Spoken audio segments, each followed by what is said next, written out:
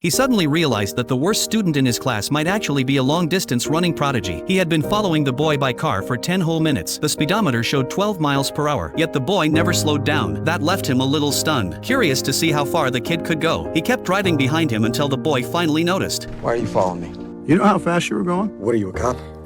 Can I give you a lift? No. But you can quit following me. As he watched the boy walk away, Jim fell into deep thought. The kid he just saw might really be something special. Back home, Jim started digging through old records. He compared times from previous state competitions, and the results shocked him. At that pace, the boy could easily rank among the top 10 runners in the entire state, and that's without proper running shoes. With the right gear, he might even be a champion. Jim felt like he had just discovered buried treasure. As a PE teacher and coach, finding a champion could change everything for him. His reputation, his pay, even his entire life. He could finally leave this small, forgotten town. This was McFarland, one of the poorest places in California. The only reason Jim ended up here was because he had no other choice. He used to be a promising coach, but after accidentally injuring a player during a game, he was fired and labeled as hot-tempered. No school wanted him anymore. Desperate for a job, he moved his entire family to this dusty little town. They were used to city life, so everyone struggled to adjust. There wasn't even a proper restaurant around. Not a single place selling burgers, just tacos and burritos. Crime was bad, and Jim never felt safe. He hated everything about this place and wanted to leave that very day, but no other school would take him, so he had no choice but to stay and teach here. On his first day, he discovered just how undisciplined the students were. When he told them to warm up, 3 of them simply walked off, saying they had to go home to work on the farm. Jim didn't expect much anyway. He barely cared about the class, just told the rest of them to jog a few laps and called it a day. But that's when he noticed something strange. These kids were good at running. Still, he didn't think much of it, until one evening, driving home, he saw Thomas. The boy was running at 12 miles per hour again. Jim couldn't believe it. At that speed, Thomas could run a mile in 5 minutes. The world record for marathon pace was just slightly faster. Thomas was a rare talent. For the first time in a long while, Jim felt a spark of hope. If he could bring these runners together, form a cross-country team, and lead them to victory, he might become a respected coach again, maybe even find a better job elsewhere. He went straight to the principal with his idea, but the principal wasn't interested. There was no funding. That didn't stop Jim. California public school system pre-approved 6 new sports a few years ago to get funding for new lockers,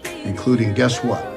Cross country. The principal finally agreed. Now that the team was approved, Jim needed runners. In class, he set up a small race. The top 4 would each get a sports drink. The students jumped at the chance. After the run, Jim picked the best finishers and invited them to join his team. The first to say yes was Johnny, who already loved running. With Johnny's help, Jim quickly recruited 7 runners in total. Of course, Thomas was one of them. Training began, but every time Jim tried running with them, he was out of breath halfway through. 4 kids who ran to school every day. Though, this was nothing. They finished the drills easily. Watching them gulp down free tap water after training, Jim felt a pang of guilt. None of them even owned real running shoes. He said nothing, but he was